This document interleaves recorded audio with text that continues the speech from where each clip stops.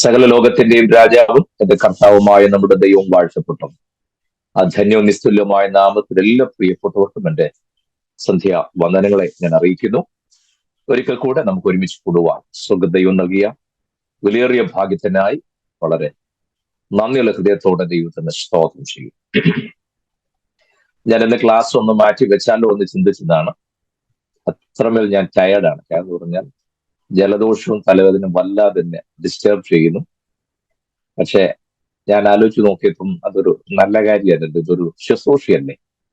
അപ്പം ഞാൻ എഗ്രിമെന്റിൽ ഒപ്പിട്ടിരിക്കുന്ന കർത്താവുമായിട്ടായതുകൊണ്ട് തലവേദനയുടെ കാര്യം പറഞ്ഞു, ജലദോഷത്തിന്റെ കാര്യം പറഞ്ഞു ഒക്കെ താല്പര്യത്തോടെ അവർ ദൈവമക്കളെ നിരാശപ്പെടുത്തുക എന്നുള്ളത് ശരിയല്ല എന്ന് എനിക്കറിയാം. അതുകൊണ്ട് ഞാൻ പറഞ്ഞില്ല കർത്താവ്, വയ്യെങ്കിലും ക്ലാസ് നടക്കണം, അത്യാവശ്യം അങ്ങനെ ബലപ്പെടുത്തിയാൽ മതി എന്ന് പറഞ്ഞാണ് ഞാൻ ക്ലാസ്സിൽ ഇരിക്കുന്നത്. അതുകൊണ്ട് നിങ്ങളുടെ പ്രാർത്ഥന എനിക്ക് വളരെ അത്യാവശ്യമാണ്. കർത്താവ് നമ്മെ സഹായിക്കണം. കഴിഞ്ഞ ക്ലാസ്സിൽ പറഞ്ഞു നിർത്തിയിടത്തുനിന്ന് ഞാനിന്ന് നമ്മുടെ പഠനം ആരംഭിക്കുന്നു. ഇതിനിടയ്ക്ക് പലരും പല ചോദ്യങ്ങളൊക്കെ എനിക്ക് ചോദിച്ചിട്ടുണ്ട്. ഞാൻ നിങ്ങൾ വിചാരിക്കരുത് ഇപ്പോഴോട് ചോദിക്കുന്ന ഒരു ചോദ്യത്തിന് പുള്ളി മറുപടി പറയുന്നില്ലല്ലോ എന്ന് ചിന്തിക്കരുത്. മറുപടി പറയാത്തതല്ല, മുന്നോട്ട് കാര്യങ്ങൾ പഠിച്ചു വരുമ്പോൾ ഇപ്പോഴും നിങ്ങളുടെ മനസ്സിലുള്ള സംശയങ്ങൾ കൂടെ അത് ക്ലിയർ ആയി പോകുമെന്നുള്ള ഉറപ്പ് എനിക്കുള്ളത് കൊണ്ടാണ് ഞാൻ ഇടയ്ക്ക് കയറി പറയാം. അതിന്റെ ട്രാക്കിലൂടെ വരുമ്പോൾ ഇതായിരുന്നല്ലോ എന്ന് അപ്പോൾ ഞാൻ പറഞ്ഞു തരാതെ നിങ്ങൾക്ക് അതിന്റെ ഉത്തരം കണ്ടെത്താൻ കഴിയും എന്നുള്ളത് കൊണ്ടാണ്. അതുകൊണ്ട് ചോദ്യം ചോദിച്ചവര് ഞാനത് പ്രതികരിക്കാതിരിക്കുമ്പോൾ അദ്ദേഹം ഇങ്ങനെ തിയറി പറഞ്ഞു പോകുന്നതേ ഉള്ളൂ, ചോദ്യത്തിൽ നിന്നും മറുപടി അറിഞ്ഞില്ലല്ലോ എന്ന് ചിന്തിക്കരുത്. അതിനാണ് ഞാൻ അഡ്വാൻസ് ആയിട്ട് ആ കാര്യം പറഞ്ഞത്. നമ്മുടെ വാഴ്ത്തപ്പെട്ട കർത്താവ് യോഹന്നാന്റെ കൈക്കീഴിൽ സ്നാനമേറ്റ് പരസ്യ ശുശ്രൂഷയിലേക്ക് പ്രവേശിക്കുന്ന രംഗം കഴിഞ്ഞ ക്ലാസ്സിൽ ഞാൻ ഒന്നുകൂടെ ഓർപ്പിച്ചിരുന്നു. നിങ്ങളുടെ മനസ്സിൽ അതുണ്ട് എന്ന് കണക്കാക്കുന്നു. 13-ാമത്തെ വയസ്സ് മുതൽ 30-ാമത്തെ വയസ്സ് വരെയുള്ള 18 വർഷം കൊണ്ട് താൻ തന്റെ ക്യാരക്ടർ, തന്റെ ഇന്റഗ്രിറ്റി എല്ലാം പ്രൂവ് ചെയ്ത ശേഷമാണ് ശുശ്രൂഷയിലേക്ക് പ്രവേശിക്കുന്നതെന്നും ഞാൻ നിങ്ങളെ ഓർമ്മിപ്പിച്ചു. 30 വയസ്സ് കഴിഞ്ഞതോടുകൂടെ താൻ തന്റെ ഔദ്യോഗികമായ പബ്ലിക് മിനിസ്ട്രി ആരംഭിക്കും. സ്നാന സമയത്ത് പിതാവായ ദൈവം പറഞ്ഞ സാക്ഷ്യവും അതിന്റെ ഡെപ്തും എന്താകുന്നു എന്നാണ് കഴിഞ്ഞ ക്ലാസ്സിൽ പറഞ്ഞ് ഞാൻ അവസാനിപ്പിച്ചത്. എന്ന് പറഞ്ഞാൽ 30 വയസ്സ് തികഞ്ഞപ്പോൾ സ്നാനത്തിനു വേണ്ടി യോർദാനിൽ ഇറങ്ങി യോഹന്നാന്റെ കൈക്കീഴിൽ സ്നാനമേൽക്കുമ്പോൾ സ്നാനമേറ്റ് കയറിയ ഉടൻ തന്നെ സ്വർഗത്തിൽ നിന്ന് പിതാവായ ദൈവത്തിന്റെ ശബ്ദമുണ്ടായി, ഇവൻ എന്റെ പ്രിയപുത്രൻ, ഇവനിൽ ഞാൻ പ്രസാദിച്ചിരിക്കുന്നു. His father was well pleased in him. പിതാവ് പുത്രനിൽ well pleased, ഏറ്റവും അധികം പ്രസാദിച്ചു എന്ന് പറഞ്ഞാൽ അതിന്റെ അർത്ഥം, മോനെ, ഈ 30-ാമത്തെ വയസ്സ് വരെയുള്ള നിന്റെ രഹസ്യ ജീവിതം, നീ പബ്ലിക്ക് ഇറങ്ങാൻ പോകുന്നതല്ലേ ഉള്ളൂ. 30 വയസ്സ് വരെയുള്ള നിന്റെ രഹസ്യ ജീവിതത്തിൽ ഞാൻ പ്രസാദിച്ചിരിക്കുന്നു എന്നാണ് പറഞ്ഞത് അർത്ഥം. 3.5 വർഷമായിരുന്നു പരസ്യ ശുശ്രൂഷ. ആ ശുശ്രൂഷ അവസാനിക്കുമ്പോഴും പിതാവായ ദൈവം വിളിച്ചു പറഞ്ഞു, ഇവൻ എന്റെ പ്രിയപുത്രൻ, ഇവനിൽ ഞാൻ പ്രസാദിച്ചിരിക്കുന്നു, ഇവന് ചെവി കൊടുപ്പീൻ. മർക്കോസിന്റെ സുവിശേഷം നമ്മൾ ആ വാക്യം കാണും. അർത്ഥം, 3.5 വർഷത്തെ പരസ്യ ശുശ്രൂഷയിലും ഞാൻ പ്രസാദിച്ചിരിക്കുന്നുവെന്ന് അപ്പൻ സാക്ഷ്യം പറഞ്ഞു. കണ്ടോ, 30 വർഷത്തെ രഹസ്യ ജീവിതത്തിലും 3.5 വർഷത്തെ പരസ്യ ജീവിതത്തിലും ഒരുപോലെ ദൈവം പ്രസാദിച്ചു. ക്ലിയർ ആകുന്നുണ്ടോ? ഒരു ദൈവ പൈതലിന്റെ രഹസ്യ ജീവിതവും പരസ്യ ജീവിതവും ഒരുപോലെ ദൈവത്തിന് പ്രസാദമുള്ളതായിരിക്കണം. ഈ ക്രൂസൈഡ് നടത്തുന്നവരൊക്കെ പറഞ്ഞില്ല, നിങ്ങൾ ആരായിരുന്നാലും ശരി കയറി വാ, പ്രാപിച്ചാട്ടെ, right now in the name of Jesus, ഇപ്പോൾ തന്നെ. ഒരു ഇമ്പാർട്ടേഷൻ എന്നൊക്കെ പറയുന്നില്ലേ? ഗ്രൗണ്ടിൽ കിടന്നുകൊണ്ട് തുള്ളിച്ചാടാന്നുള്ളതല്ലാതെ നത്തിങ് വിൽ വർക്ക് ഔട്ട്, ഒന്നും സംഭവിക്കാൻ പോകുന്നില്ല. കാരണം അങ്ങനെ അല്ലല്ലോ ഇത് ഇടപാട്. അതുകൊണ്ടാണ് ഇതിന്റെ കിരിക്കിക്കുത്താണോ, വേ രാജാവേ, ആരാണെങ്കിലും കയറി വാ, 1 വെച്ചാൽ 10, 10 വെച്ചാൽ 100, 100 വെച്ചാൽ 1000. ഇത് കിരിക്കിക്കുത്തുകളിയല്ല. മനസ്സിലാക്കുന്നുണ്ടോ? സ്വന്തം പുത്രനോട് അങ്ങനെ ആണെങ്കിൽ പിന്നെ നമ്മുടെ കാര്യം പറയണോ? നിങ്ങൾക്ക് മനസ്സിലാകുന്നുണ്ടോ ഞാൻ പറഞ്ഞ കാര്യം? പിതാവാ ദൈവത്തിന് സ്വന്തം പുത്രനുള്ള ഡീലിസ് ഇങ്ങനെയാണെങ്കിൽ ഉടായ്പ മാത്രം കയ്യിലുള്ള നമ്മുടെ കാര്യം എങ്ങനെയാന്ന് ആലോചിച്ചു. നമ്മളെല്ലാം മീകായിനെ കുറ്റം പറഞ്ഞെടുക്കുക, പുള്ളി ഊതാത്തോണ്ടാണ് ഞാൻ പോകാത്തത്. പുള്ളി ഊതാത്ത നമ്മുടെ ഭാഗ്യം അല്ലെ? കാണാറുണ്ട് കാര്യം. ഞാൻ ഇടയ്ക്ക് നിങ്ങളോട് പറഞ്ഞിട്ടുണ്ടെന്ന് എന്റെ ചിന്ത, എങ്കിലും എന്റെ മനസ്സിൽ വന്നുകൊണ്ട് ഞാനിത് പറയാം. ഞാൻ ഈ ഭാഗം ചിന്തിക്കുമ്പോൾ ഞാൻ എപ്പോഴും പൗലോസ് പറഞ്ഞ വാചകം ഞാൻ ഓർക്കും. പ്രത്യേകിച്ച് ഫിലിപ്പ് ലേഖനം വായിക്കുമ്പോൾ ഞെട്ടിപ്പോവും. ഓരോ വാക്യം വായിച്ചേച്ച് 1.5 ലിറ്റർ വെള്ളം കുടിക്കും നമ്മൾ. അതുപോലത്തെ വാക്യം ഫിലിപ്പ് ലേഖനത്തിനകത്ത് പൗലോസ് എഴുതിയിരിക്കുന്നത്. 2-ാം അധ്യായത്തിലും 3-ാം അധ്യായത്തിലൊക്കെ അങ്ങനെ തന്നെയാണ്. പൗലോസ് പറയാ, എനിക്ക് അവനെ അറിയേണ്ടതിനും അവന്റെ പുനരുദ്ധാനത്തിന്റെ ശക്തി ഒന്ന് അനുഭവിച്ചറിയേണ്ടതിനും അവനെ അറിയേണ്ടതിനും. അപ്പൊ ഇതുവരെ അറിഞ്ഞില്ലേ? പുതിയ നിയമത്തിൽ 21 ലേഖനങ്ങൾ ഉള്ളതിൽ 14 ലേഖനവും പൗലോസിന്റെയാണ്. 21 ലേഖനങ്ങൾ ഉള്ളതിൽ 14 ലേഖനവും പൗലോസിന്റെ ലേഖനങ്ങളാണ്. 14 ലേഖനങ്ങൾ എഴുതിയ പൗലോസ്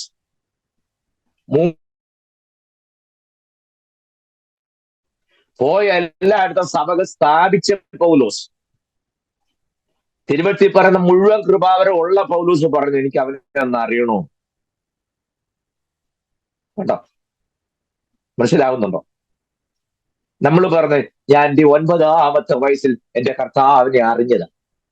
എന്തോ അറിഞ്ഞ്? അന്നൊരു തലവേദന ഉണ്ടായിരുന്നു, അത് പോയി. അതാ നമ്മുടെ അറിവ്. അല്ലാതെ എന്തോന്ന് അറിഞ്ഞെന്നാ ഈ പറയുന്നേ? അതുകൊണ്ട് പൗലോസ് പറഞ്ഞു, എനിക്ക് അവനെ അറിയണം. അടുത്തൊരു വാക്കാണ് വല്ല വിധേനയും മരിച്ചവിടെ ഇരുന്നുള്ള പുനരുദ്ധാനം പ്രാപിക്കണം. പൗലോസ് പറയാ, എന്റെ ദൈവമേ, ആ വാക്യൊക്കെ വായിച്ചാൽ 3 മാസം കഴിഞ്ഞ് നമ്മുടെ ബോധം വീഴുള്ളൂ. അന്നേരം തല ഇറങ്ങി താഴെ പോകും. മനസ്സിരുത്തി വായിച്ചാൽ ഇല്ലെങ്കിൽ നമുക്ക് എത്ര വാക്യം വേണ്ടും വായിക്കാൻ, കുഴപ്പമൊന്നും. ഞാൻ എന്റെ കാര്യമാണ് പറഞ്ഞു. ഞാൻ വെറുതെ എക്സാഗ്രേറ്റ് ചെയ്ത് പറയല്ല. ആ വാക്യം ചിന്തിച്ച് ധ്യാനിച്ച് ആഴ്ചകളോളം എന്റെ സ്വസ്ഥത നഷ്ടപ്പെട്ടിട്ടു. എന്നാ പൗലോസ് പറയാണ്, വല്ല വിധേനയും മരിച്ചിടുന്ന പുനരുദ്ധാനം പ്രാപിക്കണം. ഇവിടെ പൗലോസ് വല്ല വിധേനയാണ് പുനരുദ്ധാനം പ്രാപിക്കുന്നെങ്കിൽ നമ്മുടെ കാര്യമോ? ഞാനിപ്പോ പറഞ്ഞ ക്വാളിറ്റീസ് എല്ലാം നിങ്ങൾ ശ്രദ്ധിക്കണേ. 3-ാം സ്വർഗത്തോട് വാഴ്ത്തപ്പെട്ട കർത്താവ് കഴിഞ്ഞാൽ 3-ാം സ്വർഗത്തോട് എടുക്കപ്പെട്ട ഏക വ്യക്തി പൗലോസാ. കണ്ടോ? മനസ്സിലാവുന്നോ? വാഴ്ത്തപ്പെട്ട കർത്താവ് കഴിഞ്ഞാൽ 3-ാം സ്വർഗത്തോളം എടുക്കപ്പെട്ട അവിടുത്തെ മുഴുവൻ കാര്യവും കണ്ടിട്ടുള്ള ഏക വ്യക്തി പൗലോസേ ഉള്ളൂ. 14 ലേഖനം എഴുതിയ പൗലോസ്, ചെന്ന ഇടങ്ങളൊക്കെ ധാരാളം സഭകൾ സ്ഥാപിച്ച പൗലോസ്, ധാരാളം ശിഷ്യന്മാരെ വാർത്തെടുത്ത പൗലോസ്, കൃപാവരങ്ങൾ മുഴുവനുള്ള പൗലോസ്. ആ പൗലോസ് പറയുന്നു വല്ല വിധേനയും മരിച്ചിരുന്ന പുനരുദ്ധാനം പ്രാപിക്കണം. ഈ പൗലോസ് വല്ല വിധേനയാ പോകുന്നെങ്കിൽ നമ്മുടെ പോക്കോ?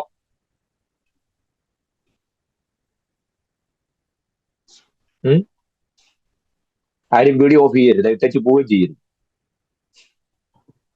പറ, ഇത്രയൊക്കെ യോഗ്യത പറയാനുള്ള പൗലോസ് വല്ല വിധേനയുമാണ് പോകുന്നതെങ്കിൽ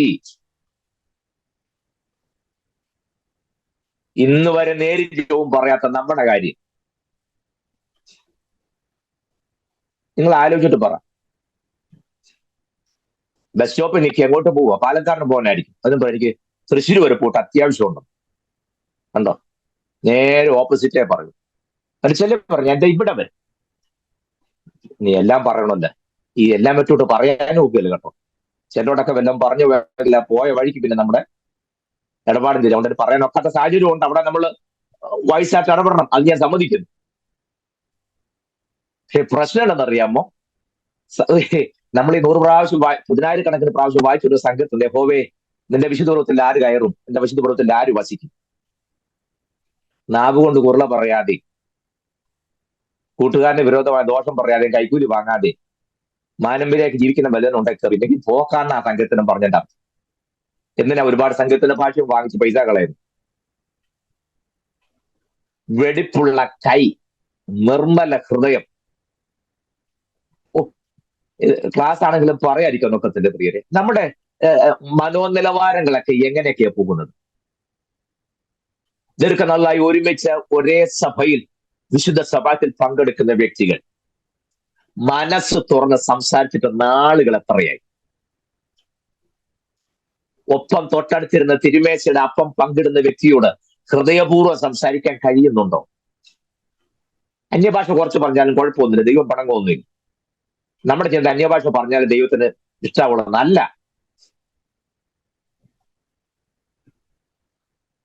അങ്ങനല്ല. ഈ 45-ാം സംഘത്തിൽ ഒരു വാക്യമുണ്ട്, അതുകൊണ്ട് ദൈവം നിന്നെ എന്തേക്കും അനുഗ്രഹിച്ചിരിക്കുന്നു.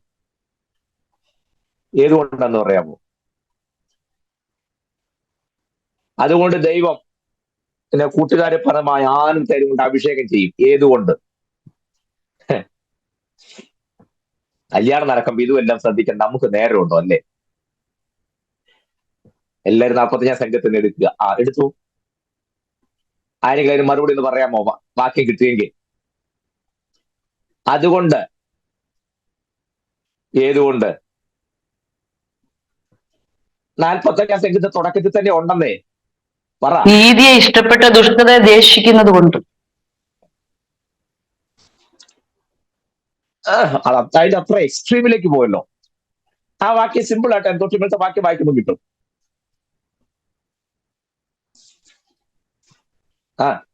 കറക്റ്റാ പറഞ്ഞത്. ഒന്നുകൂടെ ചേർത്ത് പറഞ്ഞത് ഞാൻ ഉദ്ദേശിച്ചുള്ളൂ. ആൻസർ തെറ്റായിട്ടല്ല കേട്ടോ.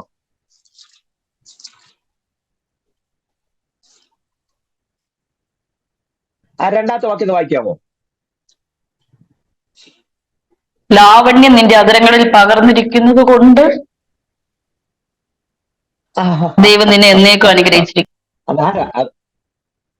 അതാരായിരുന്നു പറഞ്ഞത്? ഡ്യൂട്ടി ചെയ്തുകൊണ്ടിരിക്കുന്ന നമ്മുടെ സഹോദരിയാന്ന് തോന്നുന്നു അല്ലേ വായിച്ചത്?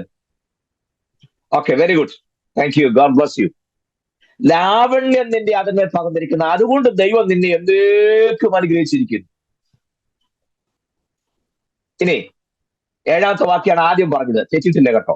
അവിടെ പറഞ്ഞത് നീ നീതിയെ ഇഷ്ടപ്പെട്ട് ദുഷ്ടയെ ദ്വേഷിക്കുന്നു, അതുകൊണ്ട് ദൈവം നിന്റെ ദൈവം തന്നെ നിന്നെ കൂട്ടുകാർ പരമായി നിന്നെ ആനന്ദ തൈലം കൊണ്ട് അഭിഷേകം ചെയ്തിരിക്കുന്നു. ഈ വാക്യങ്ങളൊക്കെ എടുക്കുമ്പോൾ അവിടെ ചേർന്നുള്ള വാക്യം എടുത്തുകൊണ്ടേ പറയാവുള്ളേ. നിന്നെ കൂട്ടുകാരി പരമായി നിന്നെ ആനന്ദ തൈലം കൊണ്ട് അഭിഷേകം ചെയ്ത് പറഞ്ഞ് തീരുന്ന മുമ്പേ കൈയടിച്ച് ബഹളം വെച്ച് എല്ലാം കൂടെ ആത്മാവിൽ നിറഞ്ഞു പോകരുത്. ഇന്നത്തെ കാര്യം പറയണം. എന്താ? നീതിയെ ഇഷ്ടപ്പെട്ടു ദുഷ്ടതയെ ദ്വേഷിക്കുന്നു, എന്നാലേ ഉള്ളൂ. അല്ലാതെ പ്രവാചകൻ എന്ന് കൈവച്ച ഉടനെ കൂട്ടുകാർ പരമായി ആനന്ദ തൈലം ഞാൻ നിന്നെ നിറക്കുന്നൊക്കെ പറഞ്ഞ ഒന്നും നിറയ്ക്കുന്നില്ല, തലയെ പിടിച്ച് കുലുക്കാന്ന് മാത്രമേ ഉള്ളൂ. പ്രമാണം ഞാൻ പറഞ്ഞേ. നീതി ഇഷ്ടപ്പെട്ട ദുഷ്ടതയെ ദ്വേഷിക്കും. ഞാൻ മടങ്ങി വരുന്നു, അല്ലെങ്കിൽ നമ്മുടെ വിഷയത്തിൽ നമ്മൾ ഒത്തിരി ഡൈവേർട്ട് ചെയ്ത് പോകുമല്ലോ. വാഴ്ത്തപ്പെട്ട കർത്താവ് കാണിച്ചത് മാതൃക അതാ ഞാൻ പറഞ്ഞത്. വാഴ്ത്തപ്പെട്ട കർത്താവിന്റെ രഹസ്യ ജീവിതവും പരസ്യജീവിതവും പിതാവായ ദൈവം അത്ര കീൻ ഒബ്സർവേഷൻ ആയിരുന്നു എങ്കിൽ നമ്മുടെ കാര്യത്തിന്റെ എന്നെ ചോദിച്ചു. അപ്പൊ പൗലോസ് പറഞ്ഞു വല്ല വിധേനയും മത്സ്യം എന്നുള്ള പ്രസ്ഥാനം പ്രാപിക്കണം. ഞാൻ ആ വാക്യം വായിക്കുമ്പോഴെല്ലാം വാസം പറഞ്ഞ വെള്ളിടി വെട്ടുമ്പോലെ ടെൻഷൻ കയറുന്ന ഒരു വാക്യമാണ്. പൗലോസ് വല്ല വിധേനയാണെന്നുണ്ടെങ്കിൽ എന്റെ ദൈവമേ നമ്മുടെ കാര്യം എത്രമാത്രം പരിങ്ങില്ലാകുന്നുള്ളൂ ഞാൻ പലപ്പോഴും ചിന്തിക്കാം. നമുക്കൊരു ഗുണം, നമ്മുടെ സഭകൾ ഇതൊന്നും അല്ലല്ലോ വിഷയം. നമുക്ക് വേറെ ഇഷ്ടം പോലെ ഐറ്റം കിടക്കുന്നത് കൊണ്ട് ഇതൊന്നും നമ്മുടെ സഭയെ പറയാറില്ല, പഠിപ്പിക്കാൻ. നമുക്ക് വേറെ എന്തെല്ലാം വിഷയങ്ങളുടെ ജയം പ്രാപിക്കാൻ കിടക്കുന്നു. ഈ ജയം പ്രാപിച്ചുകൊണ്ട് ഇതിലേ കിടന്ന് വട്ടം കറങ്ങല്ലാതെ കണ്ട് അങ്ങോട്ട് പോകും നടക്കുകയല്ലേ പ്രിയതേ. ഇവിടുത്തെ പല കാര്യത്തിലും ജയിച്ചില്ലേലും കുഴപ്പമൊന്നുമില്ല, അങ്ങോട്ട് പോകുന്ന കാലത്ത് ജയം പ്രാപിക്കണം. മനസ്സിലാകുന്നുണ്ടോ? ഞാൻ നാളെ പറഞ്ഞല്ലേ, ഒരു ആന്റി എനിക്ക് പറഞ്ഞു, പാസ്റ്റേ മനസ്സിന് ഒരു സ്വസ്ഥതയില്ല, ഞാൻ കണ്ണുനീരോടെ കഴിയുക. ഞാൻ ചോദിച്ചു എന്താ കാര്യം? മോടെ എൻട്രൻസിന്റെ കാര്യത്തിൽ എന്തോ പറ്റി? അത് എങ്ങനെ ആകുമെന്ന് എനിക്ക് അറിഞ്ഞുകൂടാ. ഞാൻ പറഞ്ഞു ആന്റി സമാധാനപ്പെടും. ഞാൻ ചിരിച്ചു ചോദിച്ചു, അല്ല മോക്ക് അങ്ങോട്ടുള്ള എൻട്രൻസിന്റെ കാര്യത്തിൽ ആന്റിക്ക് വല്ല ഉറപ്പുണ്ടോ? മോടെ എൻട്രൻസ് എക്സാമിന്റെ റിസൾട്ട് വരുന്ന കാര്യം ഓർത്താണ് മമ്മി കണ്ടൊരു പരവേശം എടുക്കുന്നത്. ആയിക്കോട്ടെ, നല്ല കാര്യം. പക്ഷെ എന്റെ ചോദ്യം അതല്ല. മോക്ക് അങ്ങോട്ടുള്ള എൻട്രൻസിന്റെ കാര്യത്തിൽ മമ്മിക്ക് വല്ല ഉറപ്പുണ്ടോന്നാ ചോദിച്ചത്. ആ വിഷയത്തിൽ ഉറപ്പൊന്നുമില്ല. ഇവിടെ മെഡിക്കൽ എൻട്രൻസ് അല്ലെങ്കിൽ എഞ്ചിനീയറിംഗ് എൻട്രൻസ് അതിന്റെ ആരും ഓർക്കുമ്പോ എന്റെ നെഞ്ചങ്ങ് പൊടിക്കുക. മറ്റേ കാട്ടിൽ ഒരു പൊടിക്കലും ഇല്ല. കൊച്ചിനെ അങ്ങോട്ട് പോണ കാട്ടിലുള്ള എൻട്രൻസ്, അങ്ങോട്ടൊരു എൻട്രൻസ് ഉണ്ടല്ലോ, അതിനെക്കുറിച്ച് you have to make sure. വല്ല ഉറപ്പും വരുത്തിയായിരുന്നോ? ഇല്ല. മറ്റേ കാര്യം ഓർക്കുമ്പോഴാണ് ചങ്ക് പിടയ്ക്കുന്നത്. അവിടെ കിടന്ന് പിടക്കിയല്ലാതെ. പോട്ടെ, പനിയാണെങ്കിൽ എന്റെ ടോൺ മാറുന്നു, അതുകൊണ്ട് ഞാൻ രക്തത്തിൽ ആശ്രയിച്ച് അവിടെ നിൽക്കുക. മടങ്ങി വരാം. യേശു കർത്താവിന്റെ രഹസ്യ ജീവിതവും പരസ്യ ജീവിതവും ഒരുപോലെ ദൈവത്തിന്റെ പ്രസാദമായി. ഞാൻ ഒന്നുകൂടെ പറയുന്നു, ഒരു ദൈവബദൽ ഉറപ്പാക്കേണ്ടത് ഒന്നാമത്തെ വിഷയം ഇതാ. ഒരു ദൈവബദലിന്റെ രഹസ്യ ജീവിതവും പരസ്യ ജീവിതവും ഒരുപോലെ ദൈവപ്രസാദമുള്ളതായിരുന്നു. ഞാനേ ഒരു വാക്യം നിങ്ങൾക്ക് ചൂണ്ടിക്കാണിക്കാം. ഇയ്യോബ് പറയണേ, യഹോവ തന്നു, യഹോവ എടുത്തു, അവനെ നാം വാഴ്ത്തത്തോട് മറാകട്ടെ. ആ വാക്യം നമുക്ക് എല്ലാവർക്കും നന്നായിട്ട് അറിയാം, അല്ലേ? ഞാൻ ആ വാക്യത്തിൽ കണക്ട് ചെയ്യാൻ വേണ്ടിയിട്ടാണ്. എന്നിട്ട് ഇയ്യോബ് പറയാണ്, ഞാൻ നഗ്നനായി വന്നു, നഗ്നനായി തന്നെ തിരികെ പോകും. What do you mean by that? എന്താ നിങ്ങൾ ഇവിടെ അർത്ഥമാക്കുന്നത്? നഗ്നനായിട്ട് വന്നു, നഗ്നനായി തിരികെ പോകുന്നു പറഞ്ഞാൽ എന്താണ് അർത്ഥം? ഈ ലോകത്തിലേക്ക് ഒന്നും കൊണ്ടുപോകുന്നില്ല, തിരിച്ചു പോകുമ്പോഴൊന്നും കൊണ്ടുപോകുന്നില്ലെന്നുള്ളതാണ്. തീർച്ചയായിട്ടും ആ ഒരർത്ഥമുണ്ട്. പക്ഷെ ഇയ്യോബ് മീൻ ചെയ്തത് അങ്ങനല്ല. ഇയ്യോബ് ഉദ്ദേശിക്കുന്നത്, ഞാൻ അമ്മയുടെ ഉദരത്തിൽ നിന്ന് വന്നപ്പോഴെങ്ങനെയാണോ ഇരുന്നത്, തിരികെ പോകുമ്പോഴും അങ്ങനെ തന്നെയായിരിക്കും. എന്ന് പറഞ്ഞാൽ ഈ ലോകത്തിൻ്റെതൊന്നും എന്നിൽ പറ്റിപ്പിടിച്ചിട്ടില്ല. തൻ്റെ ഇടവുണ്ടോ നിങ്ങൾക്ക് ചൂണ്ടിക്കാണിക്കാൻ ആ ചോദ്യത്തിന്റെ അർത്ഥം. എന്റെ ദൈവമേ, മനസ്സിലാകുന്നുണ്ടോ? അല്ല, ഞാൻ തുണി കൊടുക്കാതെ വന്ന് അതുപോലെ തുണിയില്ലാതെ പോകുന്നല്ല അതിനർത്ഥം. മനസ്സിലാകുന്നോ? ഞാൻ ഇങ്ങോട്ട് വന്നപ്പോൾ ലോകത്തിൻ്റെതൊന്നും എന്നിലില്ലായിരുന്നു. എനിക്ക് ഉറപ്പുണ്ട്, ഞാൻ തിരികെ പോകുമ്പോഴും ഈ ലോകത്തിൻ്റെതൊന്നും എന്നിൽ പറ്റിപ്പിടിച്ചിട്ടില്ല. അതാണ് അതിന്റെ അർത്ഥം. ഈ ക്ലാസ്സിൽ പങ്കെടുക്കുന്ന കണ്ടോ, 1:21, ഈ ക്ലാസ്സിൽ പങ്കെടുക്കുന്ന നിങ്ങളോട് ഞാൻ വളരെ ഷാർപ്പായി, എനിക്കറിയാം എന്റെ ക്ലാസ്സിന്റെ പല കാര്യങ്ങളും നിങ്ങൾക്ക് അത്ര ഇഷ്ടം വരാൻ സാധ്യതയില്ല, പക്ഷെ എനിക്ക് ക്ലാസ് ആയതുകൊണ്ട് വളച്ചു പിടിക്കാൻ എനിക്ക് പറ്റുകയുള്ളൂ. അതുകൊണ്ട് ഞാൻ സ്ട്രെയിറ്റ് പറയുക, തന്റെ ഇടമുണ്ടോ ദൈവസന്നിധിയിൽ വാക്കുച്ചരിക്കാൻ? ലോകത്തിൻ്റെതൊന്നും എന്നിലില്ല. ഞാൻ നഗ്നനാന്ന് പറഞ്ഞാൽ ഞാൻ ഓപ്പണാന്ന് അതിനർത്ഥം. നിങ്ങൾ നോക്കിയിട്ട് പറ. ഇയ്യോബ് ചോദിക്കാൻ, നിങ്ങൾ ആർക്കെങ്കിലും തന്റെ ഇടമുണ്ടോ? നിങ്ങൾ ശരിക്കും ഒബ്സർവ് ചെയ്ത് പറയണം. ഇന്ന കാര്യത്തിൽ നീ ലോകവുമായി അറ്റാച്ച് ഉണ്ടായിരുന്നു, ലോകത്തിന്റെ ഇന്ന കാര്യങ്ങൾ നിന്നിൽ പറ്റിപ്പിടിച്ചിട്ടുണ്ടെന്ന് പറയാൻ തന്റെ ഇടമുണ്ടോന്ന് ഇയ്യോബ് ചോദിച്ചതിന്റെ അർത്ഥം. Praise the Lord. ബോധ്യമാവുന്നുണ്ടോ ഞാൻ പറഞ്ഞ കാര്യങ്ങൾ? കർത്താവ് അത് തെളിയിച്ചു. സ്നാനത്തിന്റെ ക്ലാസ് എടുക്കുമ്പോൾ ഇത് വേണം പറയാൻ. നമുക്കൊരു പ്രശ്നം നമുക്ക് ഈ സ്നാനത്തിന്റെ ക്ലാസ് നാളെ രാവിലെ 9 മണിക്ക് സ്നാന ശുശ്രൂഷ ഉണ്ടായിരിക്കുന്നത്. അതുകൊണ്ട് സ്നാനപ്പെടാവുന്നവരുടെ 8 മണിയാകുമ്പോൾ സഭാ ഹാളിൽ എത്തിച്ചേരേണ്ടതാണ്. സ്നാനത്തിന് മുമ്പുള്ള ബൈബിൾ ക്ലാസ് ഉണ്ടായിരിക്കുന്നതാണ്. 9 മണിക്ക് സ്നാനം, 8 മണിയാകുമ്പോൾ ഒരു ക്ലാസ്. എനിക്കറിയാൻ മേല അത് എന്തോന്ന് ക്ലാസ്സാണ്. ഓക്കെ, ഇനി അത് അരമണിക്കൂറായാലും കുഴപ്പമൊന്നുമില്ല. എന്റെ ചോദ്യം അതല്ല. അത് കഴിഞ്ഞ് ഈ പുള്ളിക്ക് ക്ലാസ് വല്ലതും കൊടുത്തായിരുന്നോ? ആഹാ, സ്നാനത്തിന് മുമ്പല്ല ക്ലാസ്, അത് കഴിഞ്ഞാ ഇത് വേണ്ടത്. മനസ്സിലായോ? സ്നാനം കഴിഞ്ഞുള്ള ക്ലാസ് ആണ് വെരി ഇമ്പോർട്ടൻറ്റ്. നമ്മളെ മുമ്പുള്ള ഒരു ക്ലാസ് ആണ് ഭയങ്കര ഏതാണ്ട് ഗൗരവമായിട്ട് കണക്കാക്കുക. പുസ്തകത്തിലൊന്നും ബൈബിൾ ക്ലാസ് എടുത്ത് സ്നാനത്തൊന്നും ഞാൻ കാണുന്നില്ല. വചനം കേട്ടവര് ഇറങ്ങിയിട്ടുണ്ട്, അത് ഞാൻ സമ്മതിച്ചു. സ്നാനത്തിനുവേണ്ടി സ്പെഷ്യൽ ക്ലാസ് എടുത്തിട്ടൊന്നും ഇല്ല. അങ്ങനെ ക്ലാസ് എടുത്തിട്ട് സ്നാനം നടത്തുള്ളായിരുന്നെങ്കിൽ ഫിലിപ്പോസ് ഒക്കെ കുഴഞ്ഞു പോയേന്. എത്യോപ്യയുടെ രാജ്ഞിയുടെ സൈന്യാധിപനെ എപ്പോൾ സ്നാനപ്പെടുത്തിയേന്? നീ പൂർണ്ണ മനസ്സോടെ വിശ്വസിക്കുന്നതിലാകാമെന്ന് പറഞ്ഞേച്ചേ. പിന്നെ അത് കഴിഞ്ഞാണ് ഈ ക്ലാസ്. മനസ്സിലാകുന്നുണ്ടോ? ഞാൻ മടങ്ങി വരുന്നു. അപ്പോൾ നമ്മുടെ ലൈഫ് അത്ര ഇമ്പോർട്ടന്റ് ആയിട്ട് കർത്താവ് ഒബ്സർവ് ചെയ്യുന്നതാണ് ഈ പറഞ്ഞതിന്റെ അർത്ഥം. മനസ്സിലാക്കണം, വിശ്വസിക്കും. കർത്താവ് ശിശുവിലേക്ക് പ്രവേശിക്കുകയാണ്. 30 വയസ്സ് കഴിഞ്ഞു. ഒരു റാബായി പുറത്തു വരിക. ഇനിയുള്ള കാര്യങ്ങൾ നിങ്ങൾ ശ്രദ്ധിക്കണം. 2 തരത്തിലുള്ള റാബായിമാരുണ്ട്. You have to come with me. എന്റെ കൂടെ വരണേ. ധാരാളം സംശയങ്ങൾ ഉണ്ടാകുന്ന സംശയങ്ങൾ നിവാരണം ചെയ്യാനും ഇനിയുള്ള ഭാഗങ്ങൾ വളരെ ഉപോത്ബലകമായിരിക്കും. So listen me careful. അവരുടെ ഇടയിൽ 2 തരത്തിലുള്ള റാബായിമാരുണ്ട്. 30 വർഷത്തെ തിരുവെഴുത്ത് പഠനശേഷം റാബായായി പുറത്തു വരുന്ന കൂട്ടരാണ് ഒന്നാമത്തെ ആളുകൾ. അവർക്ക് പറയാൻ പറ്റുന്ന, ചെയ്യാൻ പറ്റുന്ന ഒറ്റ കാര്യമേ ഉള്ളൂ. തിരുവെഴുത്ത് ഇങ്ങനെ പറയുന്നു, മോശയുടെ ന്യായപ്രമാണത്തിൽ ഇങ്ങനെ എഴുതിയിരിക്കുന്നു, തിരുവെഴുത്തിൽ ഇങ്ങനെ കാണുന്നു എന്ന് പറയാനുള്ള റൈറ്റ് അവർക്കുള്ളൂ. എന്നാൽ മറ്റൊരു വിഭാഗം റാബായിമാരുണ്ട്. അത് റയറസ്റ്റ് ഓഫ് ദി റയറസ്റ്റ് എന്ന് പറഞ്ഞാൽ 2-3 തലമുറകൾ കഴിഞ്ഞ് മാത്രം രംഗപ്രവേശനം ചെയ്യുന്ന റാബായിമാരാണ്. എന്ന് പറഞ്ഞാൽ അങ്ങനെയുള്ള റാബായിമാരെ വിളിക്കുന്ന പേരാണ് സ്മിഖ ഉള്ള റബായ്. റബായ് വിത്ത് സ്മിഖ. സ്മിഖ എന്ന വാക്കിന്റെ അർത്ഥം യോക്ക് എന്ന, യോക്ക്, നുകം എന്ന് നമ്മൾ മലയാളത്തിൽ പറയും അല്ലേ? എന്നാൽ ഈ യോക്കിന്റെ അർത്ഥം നുകം എന്നുള്ള ആശയത്തിലല്ല, അധികാരം എന്നാണ്. നോട്ട് ചെയ്ത് ശ്രദ്ധിക്കുക. ഇവിടെ സ്മിഖ എന്ന വാക്കിന്റെ അർത്ഥം യോക്ക് എന്നാണ്. ആ യോക്ക് എന്ന വാക്കിന്റെ അർത്ഥം നമ്മൾ സാധാരണ ഉപയോഗിക്കുന്ന മുഖം എന്ന ആശയത്തിലല്ല, അധികാരം എന്ന അർത്ഥത്തിലാണ്. മുഖം വെക്കുക എന്ന് പറഞ്ഞാൽ ഒരർത്ഥത്തിൽ അധികാരത്തിന്റെ കീഴിൽ കൊണ്ടുവരിക എന്നാണല്ലോ. സോറി.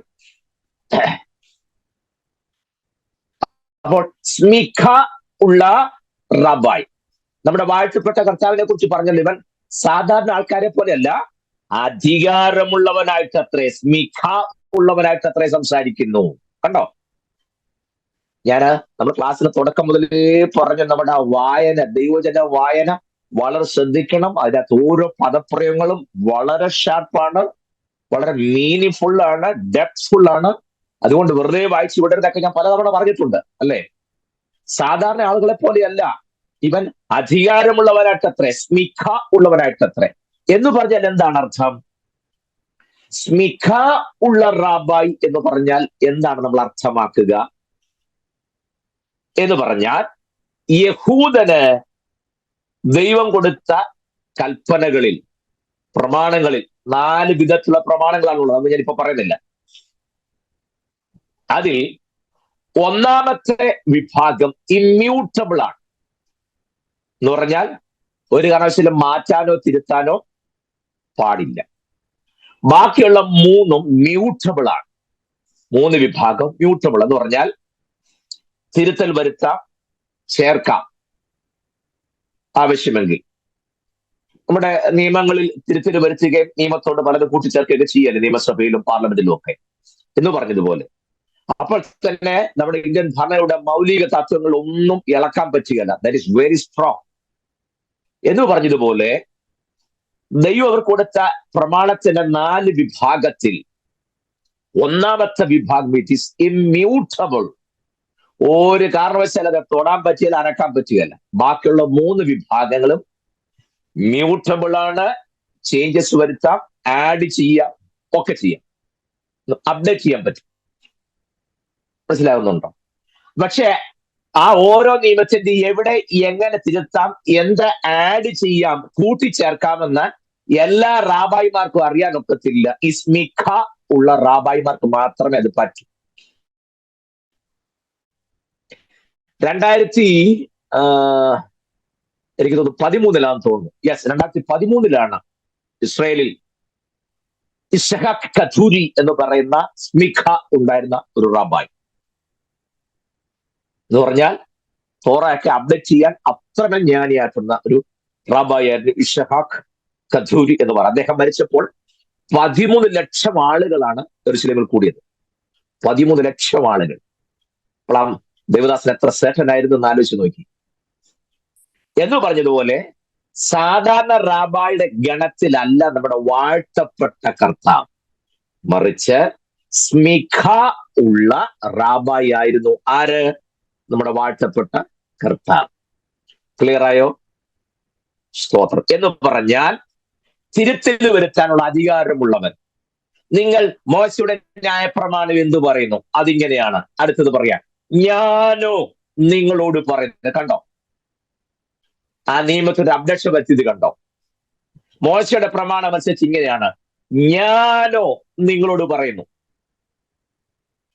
കണ്ടോ, തിരുത്തൽ വരുത്തുന്ന കണ്ടോ? അത് സ്മിഖ ഉള്ള റാബായിമാർക്ക് മാത്രമേ ചെയ്യാൻ പറ്റൂ. അതിലേറ്റവും ടോപ്പ് പ്ലസ് നമ്മുടെ വാഴ്ത്തപ്പെട്ട കർത്താവ് മാത്രമായി. ആ നിയമത്തിനോട് ആഡ് ചെയ്യുമ്പോൾ അതിന്റെ മൗലികമായിരിക്കുന്ന ഡോക്ടേഴ്സിന് ഒന്നും ഒരു ആക്കം തട്ടാൻ പാടില്ല.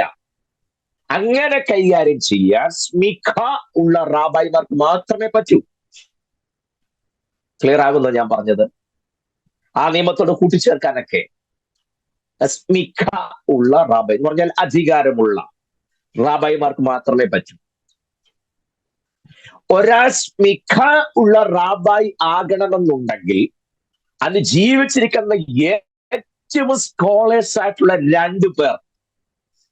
രണ്ട് റാബായിമാർ, ഇവരെ കുറിച്ച് സാക്ഷ്യം പറഞ്ഞെങ്കിൽ മാത്രമേ ആ വ്യക്തി സ്മിഖ ഉള്ള റാബായി ആയിട്ട് ജനം അംഗീകരിക്കൂ. നമ്മുടെ വാഴ്ത്തപ്പെട്ട കർത്താവിനെ കുറിച്ചും രണ്ട് ശ്രേഷ്ഠന്മാർ സാക്ഷ്യം പറഞ്ഞു. ഒന്ന് യോഹന്നാൻ, സ്നാനപ്പെടാൻ വരുന്ന കണ്ടിട്ടാ പറഞ്ഞതല്ലേ? കഴിഞ്ഞ ക്ലാസ് ഞാൻ പറഞ്ഞു തമ്മിൽ കസിൻസ് ആണെങ്കിലും ഇവർ തമ്മിൽ അങ്ങനെ അധികം കണ്ടിട്ടില്ല. സ്നാനത്തിന് വരുമ്പോഴാണ് വാസ്തവത്തിൽ നേരിട്ട് കണ്ട് സംസാരിക്കുന്നത്. ശരിയല്ലേ? യോഹന്നാന്റെ സാക്ഷി അംഗീകരിക്കാൻ പറ്റുമോ? നിശ്ചയമായിട്ടും. കാരണം സ്ത്രീകളിൽ നിന്ന് ജനിച്ചവരിൽ യോഹന്നാനേക്കാൾ, ബാക്കി നിങ്ങൾ പറ, വലിയവനില്ല. കണ്ടോ? സ്ത്രീകളിൽ നിന്ന് ജനിച്ചവരിൽ യോഹന്നാനേക്കാൾ വലിയവനില്ല.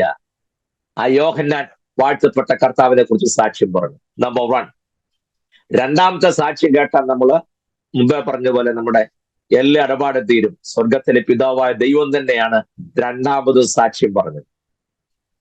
ഇപ്പൊ രണ്ടുപേരുടെ സാക്ഷ്യം പറഞ്ഞത് പബ്ലിക്ക് പറഞ്ഞു കേട്ടതോടെ രഹസ്യമായിട്ടല്ല ഈ രണ്ടുപേരും സാക്ഷ്യം പറഞ്ഞത്. നൂറുകണക്കിന് ആളുകൾ നിൽക്കെ പരസ്യമായി രണ്ടുപേരുടെ സാക്ഷ്യത്തോടുകൂടെ ഇവർ സ്മിഖ ഉള്ള റാബായി ആണെന്ന് ദേശത്തുള്ള മുഴുവൻ ആളുകൾക്കും ബോധ്യമായി. അതുകൊണ്ടാണ് അവര് പറഞ്ഞത് ഇവർ സാധാരണ ആളുകൾ സംസാരിക്കുന്ന പോലെയല്ല, അധികാരമുള്ളവനായിട്ട് അത്രേ സംസാരിക്കുന്നു. ശിഷ്യന്മാരോട് പറഞ്ഞ സ്വർഗത്തിലും ഭൂമിയിലെ സകല അധികാരവും. കണ്ടോ, ചുമ്മാ ഒരു ഉപവാസ പ്രാർത്ഥനകളിൽ ഇത് അധികാര കൈമാറ്റമാകും പറഞ്ഞ് വാക്കിയെടുത്ത് കോട്ട് ചെയ്ത് മെസ്സേജ് വല്ലാതെ കൊളവാക്കരുത്. അത് ഏത് അധികാരമാണ് കൈമാറുന്നത് എന്നൊക്കെ അറിഞ്ഞിരുന്നോണ്ടേ ആ പദങ്ങളൊക്കെ എടുത്ത് നമ്മള് എന്താ പറയാ അങ്ങോട്ട് ചെന്ന് കൂട്ടിച്ചേർക്കാൻ പാടുള്ളൂ. ഞാൻ മടങ്ങി വരുന്നു. അപ്പോൾ യോഹന്നാനും സാക്ഷ്യം പറഞ്ഞു, സ്വർഗത്തിലെ പിതാവ് സാക്ഷ്യം പറഞ്ഞു. അതോടുകൂടെ വാഴ്ത്തപ്പെട്ട കർത്താവ് വെറും നസ്രായനായവൻ, തച്ചൻ എന്ന് എല്ലാവരും കളിയാക്കി വിളിച്ചവൻ, വേശ്യാപുത്രൻ എന്ന ലോകം വിധി എഴുതിയവൻ, യോസഫിന്റെ മകനല്ലയോ, പിഴച്ചു പറ്റവനല്ലയോ എന്നൊക്കെ പറഞ്ഞ് ആക്ഷേപിച്ചവരെല്ലാം നോക്കി നിൽക്കെ സ്വർഗത്തിലെ ദൈവം സാക്ഷ്യം പറഞ്ഞതോടുകൂടെ നാടൻ ഭാഷ പറഞ്ഞാൽ അതുവരെ ഉണ്ടാക്കിയുള്ള സകലം പൊളിച്ച് അടുക്കിക്കൊണ്ടാണ് തമ്പുരാൻ പണി ആരംഭിച്ചത്. കണ്ടോ, അധികാരമുള്ളവൻ രംഗപ്രവേശനം ചെയ്യും. ഞാനൊരു ഉദാഹരണം പറയാം, പെട്ടെന്ന് മനസ്സിലാകും. വ്യഭിചാര കുറ്റത്തിൽ പിടിക്കപ്പെട്ട ഒരു സ്ത്രീയെ കല്ലെറിഞ്ഞു കൊല്ലാൻ എല്ലാവരും കൂടി കൊണ്ടുവരിക. എല്ലാവരുടെ കയ്യിൽ ഇഷ്ടം വല്ല കാലുണ്ട്, ഇന്ന് എറിഞ്ഞു കൊല്ലും, അതിന് കൊണ്ടുവരിക. കർത്താവ് നോക്കിയില്ല. എന്താ കാര്യം അറിയാമോ? അങ്ങനെ ഒരു കുറ്റത്തിൽ പിടിക്കപ്പെട്ട ആ ഒരു കുറ്റം നല്ല ഏതൊരു ക്രൈമും വിധി നടപ്പാക്കുന്നതിന് മുൻപ് സ്മിഖ ഉള്ള റാബായി അവിടെ ഉണ്ടെങ്കിൽ അദ്ദേഹത്തോട് അഭിപ്രായം ചോദിച്ചതിന് ശേഷം മാത്രമേ ശിക്ഷ നടപ്പാക്കാൻ പാടുള്ളൂ. You got it? മനസ്സിലായോ?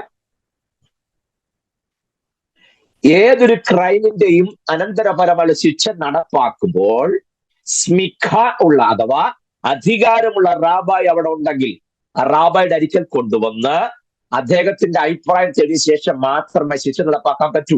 അതുകൊണ്ടാണ് ഇവർ കൊണ്ടുവന്നേ. അല്ല, ഇപ്പൊ അവർക്ക് അന്നേരം തന്നെ എറിഞ്ഞ കൊന്നാ പോരെ, പിന്നെ കർത്താൻ ഇരിക്കാൻ കൊണ്ടുവന്ന് എന്തിന്? അങ്ങനെ റൂൾ വല്ലതും ഉണ്ടോ? ഇല്ലല്ലോ. പിന്നെ എന്തുകൊണ്ട് ഇവർ കൊണ്ടുവന്നു? അതിന്റെ കാര്യമാണ് ഞാൻ പറഞ്ഞത്. സ്മിഖ ഉള്ള റാബായ് ഉണ്ടെങ്കിൽ അദ്ദേഹത്തോട് അഭിപ്രായം ചോദിക്കാതെ ന്യായപ്രമാണം മനസ്സുള്ള ശിക്ഷ നടപ്പാക്കാൻ പാടില്ല. അങ്ങനെയാണ് എല്ലാവരും ഓരോരുത്തരെ സഞ്ചി നിറച്ച് കല്ലും എറിയാൻ ഉന്നം പിടിച്ചുകൊണ്ട് എല്ലാവരും വരിക. ഇഷ്ടം പോലെ ആള് കൂടി. പറയുന്നത് ശരിയല്ല എങ്കിലും കാര്യം മനസ്സിലാക്കാൻ അങ്ങനെ പറയണമല്ലോ.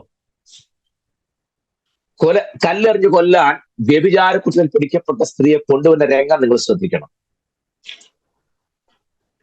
അരയ്ക്ക് മേൽ വരെ വസ്ത്രം പൊക്കി കയറ്റി നഗ്നയാക്കിയാണ് ഇവളെ കൊണ്ടുവരുന്നത്. മനസ്സിലാകുന്നുണ്ടോ? നഗ്നയാക്കി താൻ അപ്പോൾ ധരിക്കുന്ന വസ്ത്രം അരയ്ക്ക് മീതെ ഉയർത്തി വെച്ച് വഴിയെ കൊണ്ട് കൊണ്ടുവരിക. വ്യഭിചാരക്കുറ്റത്തിൽ പിടിക്കപ്പെട്ട സ്ത്രീയാകുമ്പോ കർത്താവ് കുനിഞ്ഞതിന്റെ കാര്യം പിടികിട്ടിയോ? എന്റെ പൊന്നെ, അതിനൊക്കെ തിയോളജിൻസ് ഓരോ കാര്യങ്ങൾ കൊണ്ടുവരുന്ന കാണണം. കുനിയിൽ നിലത്തിൽ എന്താണെന്നൊക്കെ അന്നേരം വാക്കിയെടുത്തൊക്കെ സ്ഥാപിക്കാനൊക്കെ പോവാം. അതൊന്നും ഇവിടെ നിലനിൽക്കുന്ന കാര്യമല്ല. അതല്ല വിഷയം. കർത്താവ് നോക്കിയില്ല. അതെന്താ? ചുമ്മാ അല്ല കർത്താവ് തന്റെ അടുത്തോട് ചോദിച്ചത്, നിങ്ങളിൽ ആരെന്നെ പാപത്തെക്കുറിച്ച് ബോധം വരുത്തും? നീ ഇന്ന ക്രൈം ചെയ്യുന്ന പറയാൻ തന്റെ ആളുള്ള ആരെങ്കിലും ഉണ്ടോ എന്ന് കർത്താവും ഇയ്യോബ് ചോദിച്ചതിന്റെ കാര്യം എന്താ? ഒരൊറ്റ മനുഷ്യനും വരെ ചൂണ്ടാൻ ഒത്തില്ല. അതൊക്കെ എന്നാ മാതൃകാപരമായ ലൈഫായിരുന്നു അല്ലേ? കർത്താവ് നമുക്ക് നല്ലൊരു മാതൃക വെച്ചു പോയിരിക്കുന്നു. സ്തോത്രം. ഇവരെല്ലാം വന്ന് ഈ കാര്യമെല്ലാം പറയുമ്പോൾ കർത്താവ് ഇങ്ങനെ എഴുതിക്കൊണ്ടിരിക്കും. സർവജ്ഞാനിയായ കർത്താവ് ഇതെല്ലാം മനസ്സിലായിക്കൊണ്ടിരിക്കും. എന്താ വെച്ചുകൊണ്ട് ഒരു കാര്യം ചെയ്യേ, നിങ്ങൾ പാപമില്ലാത്തവരാദ്യം കല്ലെറിയാൻ പാടില്ല. ആ വാക്യം അനുസരിച്ചാണെങ്കിൽ എല്ലാം കുഴഞ്ഞു. സ്ത്രീയെ നോക്കുന്ന വ്യഭിചാരം ചെയ്യുന്നതാണല്ലോ വാക്യം. പോരെ. അപ്പൊ പിന്നെ ഈ പരുവത്തിലാ കൊണ്ടുവന്നെങ്കിലോ എല്ലാവരും കുഴഞ്ഞു. അപ്പോഴേ വിധിയൊക്കെ നടപ്പാക്കിക്കോ. മോശയുടെ അവർ ഉടനെ വാദിക്കുമല്ലോ. മോശയുടെ ന്യായപ്രമാണം അനുസരിച്ച് എന്താ പറയുന്നു? കല്ലെറിഞ്ഞു കൊല്ലണം. ഓക്കെ, ആയിക്കോട്ടെ, കല്ലെറിഞ്ഞോളാൻ പറയും. പക്ഷെ ഒരു കാര്യം, അപ്പൊ എന്താ ചെയ്യേണ്ടത്? അതിന്റെ അഭിപ്രായം എന്താ ചോദിച്ചു. കാരണം സ്മിഖായുള്ള റാബായാണെന്നറിയാം അല്ലേ? പറഞ്ഞ ഒരു കുഴപ്പമില്ല. മോശയുടെ ന്യായപ്രമാണത്തിൽ അങ്ങനെയാണെന്നുണ്ടെങ്കിൽ നിങ്ങൾ പാപമില്ലാത്തവൻ ആദ്യം കല്ലെറിയ. ലേവ്യപുസ്തകം 20-ാം അധ്യായത്തിന്റെ 10-ാമത്തെ വാക്യം വെച്ചുകൊണ്ട് അവരീ പറഞ്ഞേ, വ്യഭിചാരക്കുറ്റത്തിൽ പിടിക്കപ്പെടുന്ന കല്ലെറിഞ്ഞു കൊള്ളുന്ന എവിടെ എഴുതിയേക്കുന്നേ? ഞാൻ അതിനാണ് നമ്മളെല്ലാ ക്ലാസ്സിലും പറഞ്ഞത്, നമുക്ക് വേദപുസ്തകം പഠിക്കണം എന്നുണ്ടെങ്കിൽ ലേവ്യ പുസ്തകം പഠിക്കാതെ ഒന്നും ഒക്കിയല്ലെന്ന് ഞാൻ പറയാൻ കാരണം അതാ. സകലത്തിന് റൂട്ട് കിടക്കുന്നതും എല്ലാത്തിന്റെ എസൻസ് കിടക്കുന്നതും അവിടാണ്. 20-ാം അധ്യായത്തിന്റെ 10-ാമത്തെ വാക്യം പിന്നെ വായിച്ചാൽ മതി. ഇപ്പം വായിക്കാൻ. അപ്പോൾ ആ പ്രമാണം വെച്ചുകൊണ്ട് അവര് പറഞ്ഞത് കല്ലെറിഞ്ഞു കൊല്ലണോ. കർത്താവ് തടസ്സമൊന്നും പറഞ്ഞില്ല, എറിഞ്ഞോ. പക്ഷെ നിങ്ങൾ പാപമില്ലാത്തവൻ ആദ്യം കല്ലെറിയണം. കുഴഞ്ഞു പോയി സകലയുണ്ട്. എല്ലാവരും കല്ലുവിട്ടേച്ച് മടങ്ങി വീട്ടിൽ പോയി. കർത്താവ് എല്ലാരും പോയി കഴിഞ്ഞ് അവൾ വസ്ത്രം നേരെയാക്കി നിന്ന് മനസ്സിലായ ശേഷം തലി വസ്തു ചോദിച്ചു, അവളെ ആരും നിന്നെ കല്ലെറിഞ്ഞില്ല. ഇല്ല, ഞാനും നിന്നെ കല്ലെറിയുന്നില്ല. ഞാനോ നിന്നോട് പറയുന്നു. കണ്ടോ? എപ്പോഴും സംസാരിക്കുമ്പോൾ ഞാനോ നിങ്ങളോട് പറയുന്നു, ഞാനോ നിങ്ങളോട് പറയുന്നു. ഞാൻ രണ്ട് വെല്ലുവിളിയാണ് അർത്ഥത്തിലല്ല. ഇതിനകത്ത് ആഡ് ചെയ്യാനും കുറയ്ക്കാനും കൂട്ടാനും തിരുത്തൽ വരുത്താനും അധികാരമുള്ളവൻ. അത് വചന ജഡമായി തീർന്നവനല്ല. അത് വേറെ ആർക്കാണ് അധികാരമുള്ളത്? Praise the Lord. മനസ്സിലായോ? ഞാനോ നിന്നോട് പറയുന്നു, മേലാൽ പാപം ചെയ്യരുത്, പൊയ്ക്കൊള്ളുക എന്ന്. അപ്പോൾ വാഴ്ത്തപ്പെട്ട കർത്താവ് പൂർണ്ണ അധികാരം പ്രാപിച്ച് സ്മിഖ ഉള്ള റാബായി ആയിട്ടാണ് ശുശ്രൂഷ ആരംഭിക്കുന്നത്. അത്ര ക്ലിയർ ആയി വിശ്വസിക്കുന്നു. ഈ അധികാരത്തിലായിരുന്നു കർത്താവ് തന്റെ ശുശ്രൂഷ മുഴുവനും, ഈ 3.5 വർഷത്തെ ശുശ്രൂഷയിൽ താൻ ചെയ്തെടുത്തത് മുഴുവൻ. കണ്ടോ? അധികാരമുള്ള, സ്മിഖ ഉള്ള, യോക്ക് അഥവാ നുകം. ഒന്നുകൂടെ തെളിച്ചു പറഞ്ഞാൽ അധികാരമുള്ളവൻ. ആ അധികാരത്തിന്റെ കീഴിലാകാൻ കൃപയാൽ നമുക്കും ഭാഗ്യം ലഭിച്ചതോർത്ത് ഞാൻ ദൈവത്തിന് മഹത്വം കരയറ്റുകയാണ്. ഇനി 30-ാമത്തെ വയസ്സിൽ കർത്താവ് സ്മിഖ ഉള്ള റാബായി രംഗപ്രവേശനം ചെയ്തത് കൊണ്ട് ഇനി നമുക്ക് പുസ്തകത്തിലേക്ക് പതുക്കെ പ്രവേശിക്കാം. ബാക്കിയുള്ള കാര്യങ്ങളൊക്കെ നമ്മൾ പുസ്തകത്തിൽ കൂടെ പോകുമ്പോൾ ഇടയ്ക്കിടയ്ക്ക് ഞാൻ പറഞ്ഞു പോയിക്കോളാം, അതാണ് നല്ലത്. അപ്പൊ യേശുക്രിസ്തുവിന്റെ ജനനം, അതിന്റെ ബാക്ക്ഗ്രൗണ്ട്, തന്റെ വളർച്ച, 2-ാമത്തെ വയസ്സ്, 6-ാമത്തെ വയസ്സ്, 12-ാമത്തെ വയസ്സ്, 30-ാമത്തെ വയസ്സ് വരെയുള്ള കാര്യങ്ങളെല്ലാം വളരെ ഡീറ്റെയിൽഡ് ആയിട്ട്, എനിക്കൊന്ന് 30-ാമത്തെ ക്ലാസ് എടുത്തോണ്ടാണ് തോന്നുന്നു. 30 മണിക്കൂർ എടുത്തു, 30 മണിക്കൂർ കൂടുതൽ എടുത്തു ഇത്രയും വിഷയങ്ങളൊന്ന് പഠിക്കാൻ. അത്ര ഡീറ്റെയിൽഡ് ആയിട്ടാണ് ഞാൻ നിങ്ങൾക്ക് ഇത് പറഞ്ഞു തരുന്നത്. ദയവായി നിങ്ങൾ ഈ മെസ്സേജ് വീണ്ടും കൊണ്ട് ആവർത്തിച്ച് കേൾക്കുകയും നോട്ട്സ് നിങ്ങൾ തന്നെ തയ്യാറാക്കി അത് സൂക്ഷിക്കുകയും ചെയ്യണം. വചനം ആ ശ്രദ്ധയോടെ പഠിക്കണം. നമ്മുടെ ലക്ഷ്യം മറന്നു പോകരുത്. കർത്താവ് വരാറായി, നമ്മളാരും കൈവിടപ്പെട്ടു പോകരുത്. അതിനു വേണ്ടിയിട്ടാണ്. അല്ലാതെ നമ്മൾ ഇതെല്ലാം കാണാൻ പഠിച്ചത്, എനിക്കിതെല്ലാം അറിയാൻ നമ്മൾ തലക്കനം കൊണ്ട് നടന്നിട്ട് കാര്യമൊന്നുമില്ല. ഇതെല്ലാം നമ്മെ എന്താ പറയാ എക്വിപ്പ് ചെയ്യുന്നത് നിത്യതയ്ക്കും ദൈവരാജ്യത്തിന്റെ എക്സ്പാൻഷന് വേണ്ടി മാത്രമായിരിക്കണം. ദൈവം നമ്മെ സഹായിക്കട്ടെ. നമുക്ക് മുന്നോട്ട് നീങ്ങാം. നമ്മൾ പതുക്കെ പുസ്തകത്തിലേക്ക് പ്രവേശിക്കുക. 4 സുവിശേഷങ്ങൾ. സുവിശേഷങ്ങൾ എന്ന് പറയുന്നത് ബഹുവചനത്തിൽ ഉപയോഗിക്കുന്നത് അത്ര ശരിയല്ല. കാരണം സുവിശേഷം ഒന്നേ ഉള്ളൂ, അതൊരു വ്യക്തിയാണല്ലോ. നമ്മുടെ വാഴ്ത്തപ്പെട്ട കർത്താവ് തന്നെയാണ്. ഒറ്റ സുവിശേഷമേ ഉള്ളൂ, 4 പെർസ്പെക്റ്റീവിൽ എഴുതിയിരിക്കുന്നത് മാത്രം.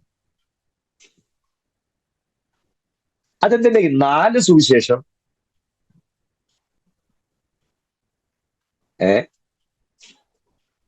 ഒറ്റ സുവിശേഷം പോലെ തന്നെ 4 സുവിശേഷം.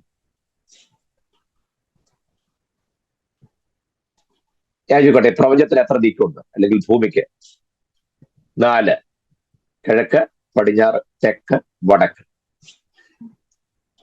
ഭൂമിയെ കുറിച്ച് അറിയണം എന്നുണ്ടെങ്കിൽ ഈ 4 സൈഡിൽ നിന്നുള്ള വീക്ഷണം വന്നെങ്കിലേ ഭൂമിയെ കുറിച്ച് ആകമാനുള്ള ഒരു ഗ്രാഹ്യം നമുക്കുണ്ടാകും. റൈറ്റ്? ഏതെങ്കിലും ഒരു ഭാഗത്ത് നിന്ന് മാത്രമുള്ള വീക്ഷണം കൊണ്ട് ഭൂമിയെക്കുറിച്ച് നമുക്കൊരു ആകത്തുക കൈ കിട്ടുന്നില്ല. 4 കോണിൽ നിന്നുമുള്ള വീക്ഷണം ഉണ്ടാകുമ്പോൾ മാത്രമാണ് ശരിയായ രീതിയിലുള്ള ഒരു ആശയം നമുക്കുണ്ടാകും. എന്നതുപോലെ ഒരാളുടെ മാത്രം ഈ എന്താ പറയാ വീക്ഷണം കൊണ്ടല്ല, നമ്മുടെ വാഴ്ത്തപ്പെട്ട കർത്താവിനെ കുറിച്ചും അതുപോലെ തന്നെ 4 പെർസ്പെക്റ്റീവിലുള്ള എന്താ പറയാ എഴുത്തുകളാണ് നമുക്ക് തന്നിരിക്കുന്നത്, അല്ലേ? എന്നോട് ഇന്നാൾ ചോദിച്ചു, വേദോസിനകത്ത് തെറ്റുണ്ടോന്ന്. ഞാൻ പറഞ്ഞു ഉണ്ടെന്ന്. ഈ ഒറ്റ പിന്നെ വലിയ വിവാദമായിട്ടാണ്. ഞാൻ പറഞ്ഞത് വേദപുസ്തകത്തിൽ തെറ്റുണ്ടെന്നാ, പക്ഷെ ദൈവവചനത്തിൽ തെറ്റില്ല. മനസ്സിലായില്ല? ദൈവവചനത്തിൽ ഒരാണുവിട തെറ്റില്ല, പക്ഷെ പുസ്തകത്തിൽ തെറ്റുണ്ട്. കാരണം 66 പുസ്തകം 40 പേരിന്ന് പല സ്ഥലങ്ങളിൽ എഴുതിയതല്ലേ. അപ്പൊ ആശയ ചോർച്ചയും ടെറേഴ്സും ഒക്കെ വന്നുകൂടാ. പക്ഷെ ദൈവവചനത്തിനകത്ത് ശകലം പോലും തെറ്റില്ല, ഉണ്ടാവുകയുമില്ല. സ്വർഗത്തിൽ എന്നേക്ക് സ്ഥിരമായ ദൈവവചനമാണ്. പിന്നെ വായിച്ചു വരുമ്പോൾ നമുക്ക് കൺഫ്യൂഷൻസ് ഒക്കെ ഉണ്ടാകുന്നു മാത്രം, അല്ലേ? അതൊക്കെ സ്വാഭാവികമാണ്. പക്ഷെ അത് വചനത്തെ ഞാൻ എപ്പോഴും പറയാനുള്ള പോലെ ശ്രദ്ധയോടെ നോക്കുമ്പോൾ അതൊക്കെ മാറിപ്പോകും. പുറപ്പാട് പുസ്തകം 2-ാം അധ്യായത്തിൽ നമ്മൾ കാണുന്നു, മിസ്രൈമിലേക്ക് ഇറങ്ങിപ്പോയവർ 70 പേർ. അപ്പോസ്തലർ പ്രവൃത്തി 7-ാമത് നമ്മൾ വായിക്കുമ്പോൾ മിസ്രൈമിലേക്ക് ഇറങ്ങിപ്പോയത് 75 പേർ. പുറപ്പാട് പുസ്തകത്തിൽ പറഞ്ഞു 70 പേർ. അപ്പോസ്തലർ പ്രവൃത്തി പറഞ്ഞു 75 പേർ. 70 ആണോ ശരി, 75 ആണോ ശരി? ഏതായാലും 2 ശരിയില്ലല്ലോ, ഒരു ശരിയല്ലേ ഉള്ളൂ, അല്ലേ? അപ്പൊ തെറ്റുപറ്റിയില്ല അവിടെ. 70 ആണോ ശരി, 75 ആണോ ശരി? നിങ്ങൾ പറ. പുറപ്പാട് പുസ്തകം 2-ാം അധ്യായത്തിൽ 70 പേരെന്നും അപ്പോസ്തലർ പ്രവൃത്തി 7-ാം അധ്യായത്തിൽ 75 പേരെന്നും പറയുന്നു. ഇതിൽ ഏതാണ് ശരി? ഞാൻ പറയും രണ്ടും ശരിയാ. 70 എന്ന് പറഞ്ഞതും ശരിയാണ്, 75 എന്ന് പറഞ്ഞതും ശരിയാണ്. അങ്ങനെ പറയാൻ പറ്റുമോ? പറയാവുന്നേ. 70 എന്ന് പറഞ്ഞപ്പോ പുരുഷന്മാരുടെ കാര്യം മാത്രം പറഞ്ഞു, 75 എന്ന് പറഞ്ഞപ്പോ സഹോദരിമാരെ കൂടെ ചേർത്ത് പറഞ്ഞു, അത്രയേ ഉള്ളൂ. അല്ല ചുമ്മാതെ എന്ന് പറഞ്ഞാൽ കണ്ടോ പോച്ചാത്തി തെറ്റുണ്ട്, കണ്ടോ 70 എന്ന് പറയുന്നു, 75 എന്ന് പറഞ്ഞു. ഇതാണ് പറഞ്ഞ ബൈബിളിനകത്ത് തെറ്റുണ്ടെന്ന്. രവീന്ദ്രനും ഇങ്ങനെയുള്ള കുറെ ആൾക്കാരൊക്കെ ഉൽപ്പത്തി പുസ്തകത്തിലെ കാര്യങ്ങളൊക്കെ എടുത്തിട്ട് വേദോസം 6000 വർഷത്തെ ചരിത്രമല്ലേ ഉള്ളൂ, കോടിക്കണക്കിന് വർഷങ്ങൾ മുമ്പുള്ള ഫോസിൽ കിട്ടുന്നില്ലേ? അങ്ങനെയാണ് ഇങ്ങനെ അതൊക്കെ പറയുമ്പോഴത്തേക്കിന് നമ്മൾ ഞെട്ടൊന്നും ചെയ്യരുത്. 6000 വർഷത്തെ കണക്കാണ് വേദോസം ഉള്ളതെന്ന് ആര് പറഞ്ഞു? അങ്ങനൊന്നുമല്ല. മനസ്സിലായല്ലോ? ആകാശം ഭൂമി ഒഴിഞ്ഞു പോയാലും ഒഴിഞ്ഞു പോകാത്ത ദൈവത്തിന്റെ വചനം, സ്വർഗത്തെ സ്ഥിരമായ ദൈവത്തിന്റെ വചനം.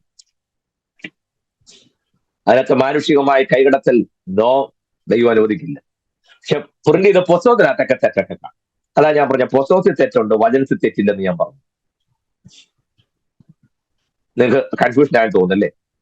നീ അതിന്റെ പുറകെ ചിന്തിച്ച് ഞാൻ ഈ പറഞ്ഞതെല്ലാം നിങ്ങൾ വെറുതെ വേസ്റ്റ് ആക്കി കളയരുതേ. വചനം ശ്രദ്ധിച്ച് പഠിക്കുമ്പോൾ നമുക്ക് ഇതെല്ലാം മായോന്നാ ഞാൻ ഈ പറഞ്ഞു വന്നത്. അത്ര ചിന്തിച്ചാൽ മതി. അല്ലെങ്കിൽ രാത്രി വിടോ അപ്പൊ പുസ്തകത്തിൽ തെറ്റുണ്ടോ? അങ്ങനെ ഒന്നും ഓർത്തിരിക്കണ്ട. ഞാൻ മടങ്ങി വരുന്നു.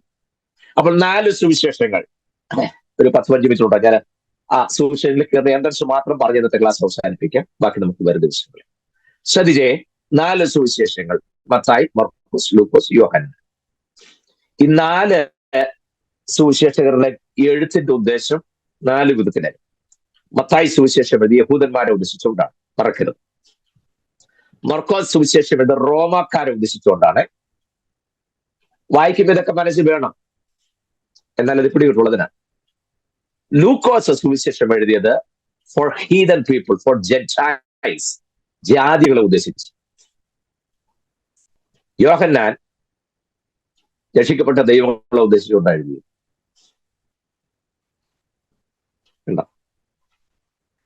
മത്തായി യഹൂദന്മാരെ ഉദ്ദേശിച്ചാണ് എഴുതിയത്. ഞാൻ പല പ്രാവശ്യം പറഞ്ഞിട്ടുണ്ടെങ്കിൽ ഇതൂടെ ആവർത്തിക്കുക. ഈ യഹൂദന്റെ ടേസ്റ്റ് അറിഞ്ഞ മത്തായി എഴുതിയിരിക്കുന്നു. കാരണം മത്തായി ഒരു യഹൂദനാണല്ലോ, ഇല്ലേ? അവരുടെ ടേസ്റ്റ് അറിഞ്ഞ തുടങ്ങിയിരിക്കുന്നതന്നെ കണ്ടു. അബ്രഹാമിന്റെ പുത്രനായ ദാവീദിന്റെ പുത്രനായ യേശു ക്രിസ്തുവിന്റെ വംശാവലി. അബ്രഹാമിനെ തൊട്ടാൽ അന്നേരം ഇവന്റെ രക്തം തിളയ്ക്കും. ഇന്നും പ്രാർത്ഥിക്കുന്ന അബ്രഹാമിന്റെ, ഇസ്ഹാക്കിന്റെ, യാക്കോബിന്റെ ദൈവമായി ഞങ്ങളുടെ പിതാക്കന്മാരുടെ ദൈവമേ നാം വിളിക്കുന്നു. അവരങ്ങനെ വിളിക്കുമ്പോൾ നമുക്ക് മാത്രം കൃപയാൽ ഞങ്ങളുടെ പിതാവിനെ വിളിക്കാൻ വേറെ റൈറ്റ് കിട്ടി. ആർക്കും ഒരു സ്വോത്രം പറയാൻ തോന്നിയില്ലല്ലേ? ഗ്രഹിക്കുക. Okay, no problem. അപ്പൊ അതുകൊണ്ടാ നല്ലത്. ഇവരെല്ലാം ഇപ്പോഴും അബ്രഹാമിന്റെ, ഇസ്ഹാക്കിന്റെ, യാക്കോബിന്റെ ദൈവം എന്ന് വിളിക്കുമ്പോൾ ഇസ്രായേൽ പൗരന് ഒരു ബന്ധവും ഇല്ലാത്ത നമ്മൾ വിളിക്കുക ഞങ്ങളുടെ പിതാവ്. എന്റെ ദൈവമേ, ഒന്ന് ആലോചിച്ച് നോക്കി. അതെന്തൊരു അവകാശം നമുക്ക് തന്നല്ലേ? നിത്യതയിൽ നിന്നുള്ള അത്യന്ത സ്നേഹത്താൽ ശത്രുതയെ അകറ്റി എനിക്കു നീ പുത്രത്വം തന്നതിനാൽ, എനിക്കു നീ പുത്രത്വം തന്നതിനാൽ. എന്റെ പൊന്നെ, അതൊക്കെ എന്തൊരു ശ്രേഷ്ഠകരമായ അവസ്ഥ എന്നാലും ചോദിക്കുക. പുത്രത്വം കിട്ടുക എന്നൊക്കെ പറഞ്ഞേ ഞാൻ എപ്പോഴും ഓർക്കുവേ. യോസെഫ് മിസ്രൈമിൽ ജീവിച്ചിരിപ്പുണ്ടെന്ന് ആർക്കും അറിയത്തില്ല, ചേട്ടന്മാർക്ക് ആർക്കും അറിയത്തില്ല. പക്ഷേ കനാൻദേശ ക്ഷാമം വന്നപ്പോഴാണല്ലോ അപ്പൻ യാക്കോബ് പറഞ്ഞത്, നിങ്ങള് മിസ്രൈമിൽ ധാന്യമുണ്ട്, പോയി വാങ്ങിച്ചോണ്ട് വരാൻ പറഞ്ഞു. അങ്ങനെ ചെന്നപ്പോ യോസഫിന് ചേട്ടന്മാരെ കണ്ടപ്പോഴും മനസ്സിലായി, പക്ഷെ വെളിപ്പെടുത്തിയില്ല താൻ യോസഫാണ്. ശരിയല്ലേ? ചേട്ടൻ ശ്രദ്ധിക്കണേ, ചേട്ടന്മാരല്ലേ യോസഫിന് മുമ്പ് ചെന്ന് ഇങ്ങനെ കൈകൂപ്പി നിൽക്കുക. യോസഫ് ചോദിച്ചു, നിങ്ങൾ എന്തിനു വന്നാ?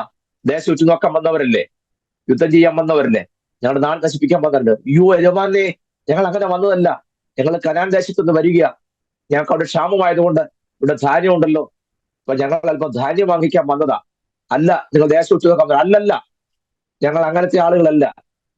ഞങ്ങളുടെ അപ്പന് 12 മക്കളുണ്ടായിരുന്നു, അതിൽ ഒരുവൻ മരിച്ചുപോയി, ബാക്കി 11 പേരുണ്ട്. ഞങ്ങൾ പരമാർത്ഥികളാകുന്നു. ആരോടാ പറഞ്ഞേ? യോസഫിനോട് തന്നെ വേണം അങ്ങനെ പറയാൻ, ഞങ്ങള് പരമാർത്ഥികളാണ്.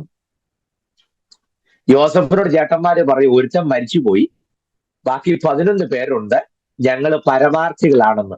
ആരോടാ പറഞ്ഞേ? യോസഫിനോട്. ശോധന. ഇങ്ങനെ പലപ്പോഴും നമ്മുടെ പരമാർത്ഥത. അത് പറയാനായിട്ടല്ല, പക്ഷെ സഹോദരന്മാരെ കണ്ടപ്പോഴത്തേക്കും യോസഫിന് ഭയങ്കര ഒരു പ്രയാസവും ഒക്കെ ഇങ്ങനെ കടിച്ചു പിടിച്ച് നിൽക്കുക. ഉടനെ ഇവര് ഒരു ദിവസം പോയി, 2ാമത്തെ ദിവസം വന്നപ്പോ പറഞ്ഞു, നിങ്ങളുടെ ഇളയാളൊരാളുണ്ടെന്നല്ലേ പറഞ്ഞേ, നീ വരുമ്പോ പുള്ളിയെ കൂടെ കൊണ്ടുവരണം, ബെന്യാമിനെ കൊണ്ടുവരണോ അതായി പറഞ്ഞേ. പിറ്റേ പ്രാവശ്യം വന്നപ്പോ അപ്പനോട് ഇത് പറഞ്ഞു, അപ്പ ബെന്യാമിനെ കൂടെ കൊണ്ടുവരുന്നെങ്കിൽ ഇനി വല്ലതും കഴിക്കാൻ തരുവുള്ളെന്നാ അവിടുന്ന് മന്ത്രി പറഞ്ഞേക്കുന്നത്. യാക്കോ പറഞ്ഞു, വേണ്ട, നീ യോസഫിനെ കൊണ്ടുപോയി നിങ്ങളെല്ലാവരും തകർന്നു, ഇനി ഇവനെ കൂടെ കൊണ്ടുപോയി കൊല്ലാനാണോ എന്നുള്ള ചിന്തയിൽ യാക്കോ പറഞ്ഞു പറ്റിയെന്ന് പറഞ്ഞു. പിന്നെ ഇവന്മാര് പറഞ്ഞല്ല, എന്തെങ്കിലും വേണമെന്നുണ്ടെങ്കിൽ ബെന്യാമിനെ കൂടെ കൊണ്ടുവന്നെങ്കിലേ പറ്റുള്ളൂ. അതേപോലെ യോസഫിന് സഹോദരൻ ബെന്യാമിനെ കാണാനുള്ള കൊതി കൊണ്ട് കാണിച്ച പണിയാത്. ഏതായാലും കൊള്ളാം, ബെന്യാമിനെ കൊണ്ടുവന്നു. ഈ ദാസന്മാരോട് യോസഫ് പറഞ്ഞു, പോകുമ്പോഴേ ഇവര് ധാന്യത്തിലുള്ള കാശില്ലേ, ബെന്യാമിന് ചാക്കിനകത്ത് വെച്ച് കെട്ടിയേക്കാൻ. ഇവര് ധാന്യം വാങ്ങിച്ചോണ്ട് തിരിച്ചു പോന്നപ്പോഴത്തേക്കിനും ഒരു പുറകെ സെർവൻസ് പുറകെ വെച്ച് പറഞ്ഞു, നിങ്ങൾ കൊള്ളാമല്ലോ, കൊള്ളയടിക്കാൻ വന്നവർ. അല്ലല്ലോ, നിങ്ങൾ എന്താ കാശൊക്കെ എന്ത് ചെയ്യും, ഞങ്ങൾ തന്നിട്ടാണല്ലോ, ഞങ്ങൾ ഇറങ്ങില്ല, നിങ്ങൾ പരിശോധിച്ചാലോ പറഞ്ഞു. നോക്കിയപ്പോ അറയിലുണ്ട്, ബെന്യാമിന്റെ ചാക്കിനകത്തിരിപ്പുണ്ട്. ബാക്കി എല്ലാവരും പൊക്കോ, ബെന്യാമിനോട് നിന്നോട്ടെന്ന് പറഞ്ഞു. ഞാൻ ചരിത്രം പറഞ്ഞു പോവുകയല്ലേ, സംഭവം ഞാൻ ചുരുക്കി അങ്ങ് പറയാം, സമയം പോകുന്നുണ്ടോ. ലാസ്റ്റ് പിന്നീട് യോസഫിനെ പിടിച്ചു നിൽക്കാൻ പറ്റാതെ വന്നപ്പോൾ അകത്ത് പോയി കരഞ്ഞു. എന്നിട്ട് ഇറങ്ങി വന്ന ചേട്ടന്മാരെന്ന് പറയും, സഹോദരന്മാരെ, നിങ്ങൾ ആരും വിഷമിക്കൊന്നും വേണ്ട, ഞാൻ നിങ്ങളുടെ ഇളയ സഹോദരനായ യോസഫ് ആകുന്നു. നിങ്ങൾക്ക് ഈ ക്ഷാമകാലം വരെ നിങ്ങളെ രക്ഷിക്കാൻ ഒരാൾ വേണ്ടി വരും അറിഞ്ഞുകൊണ്ട് ദൈവം എന്നെ നിങ്ങൾക്ക് മുമ്പായി മിസ്രൈമിലേക്ക് അയച്ചതാ. അതൊക്കെ എന്നെ വാചകം ഞാൻ ആലോചിക്കുക. കൊല്ലാൻ നോക്കിയവന്മാര്, കോട്ടക്കല്ലിട്ടവന്മാര്, പിച്ചു കളഞ്ഞവന്മാരാ. പക്ഷെ യോസഫ് ഒരു വൈരാഗ്യം വെക്കാന്ന് പറഞ്ഞു, ദൈവം എന്നെ നിങ്ങൾക്ക് മുമ്പാകെ മിസ്രൈമിലേക്ക് അയച്ചതാ, നിങ്ങൾ ആരും നിരാശപ്പെടേണ്ട, അത് ദൈവത്തിന്റെ പദ്ധതിയാണെന്ന യോസഫ പറഞ്ഞത്. ഇത് ചോദിച്ചു, അപ്പനും അമ്മയുടെ കാര്യമൊക്കെ ചോദിച്ചു. അപ്പൊ പറഞ്ഞു, അപ്പൻ യാക്കോബ് വൃദ്ധനായിട്ടിരിക്കുക. ആണോ? അതെ. ഓക്കെ, പൊക്കോളാൻ പറഞ്ഞു. ഇവര് പോയി. യോസഫിന് പിന്നെ സഹിക്കാൻ പറ്റാവുന്ന മിസ്രൈമിന്റെ രഥങ്ങളും കുതിരകളെ അയച്ചു, അപ്പനെ കൂടെ ഇങ്ങോട്ട് കൊണ്ടുവരാൻ. അങ്ങനെയാണ് അവർ 7 പേര് വന്ന കാര്യം ഞാൻ പറഞ്ഞില്ലേ, രഥം അയച്ചു. ഈ യോസഫ് അയച്ച രഥചക്രങ്ങളുടെ കുളമ്പടി കേട്ടപ്പോഴത്തേക്കിന് ചാകാറായി കിടന്ന യാക്കോബിന് ഒരു ചൈതന്യം വന്നെന്ന വാക്യം. യാക്കോബ് ആടിയും എഴുന്നേറ്റു. തീർച്ചയായും യോസഫ് ജീവിച്ചിരിപ്പുണ്ടെന്ന് അറിഞ്ഞപ്പോ, എന്റെ ദൈവമേ. അങ്ങനെ യാക്കോബും എവിടെ വന്നു? മിസ്രൈമിൽ വന്നു. മിസ്രൈമിൽ യോസഫിന്റെ പൊസിഷൻ എന്തോ, അവിടെ പ്രൈം മിനിസ്റ്റർ അല്ലേ. അപ്പൊ എന്താ പറയുക, ഒരു റോയൽ റിസപ്ഷനൊക്കെ അവിടെ ഉണ്ടായത്. താമസിക്കുന്നത് അതുപോലെ തന്നെ. അപ്പച്ചൻ യാക്കോബ് വന്നിരുന്നപ്പം യോസഫിന്റെ 2 മക്കള് മനശ്ശെയും എഫ്രൈമും അവർ ഓടി വന്നു. അപ്പൊ യാക്കോബ് ചോദിച്ചു, ഇതാരാ നിന്റെ അടുത്ത് നിൽക്കുന്ന? അതാരാ? അപ്പൊ പറഞ്ഞു, ഇത് എന്റെ ഭാര്യ.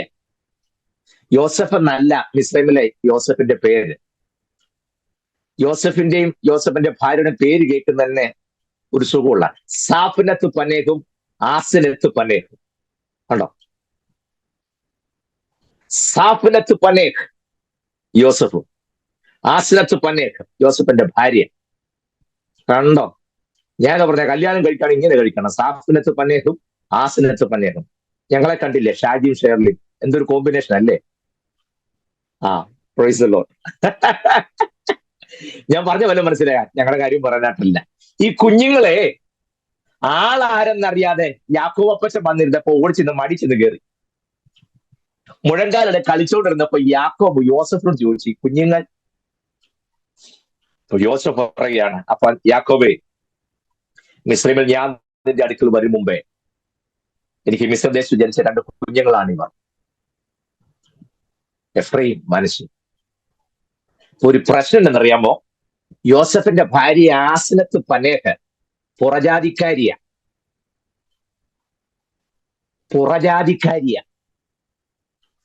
പുറജാതിക്കാരിയായ സ്ത്രീയുടെ വയറ്റിൽ യാക്കോബിന്റെ ഇളയ മകനായ യോസഫിന് ജനിച്ച കുഞ്ഞുങ്ങളുടെ പേരാണ് എഫ്രൈം, മനശ്ശെ. പുറജാതി കുഞ്ഞുങ്ങളാണ്.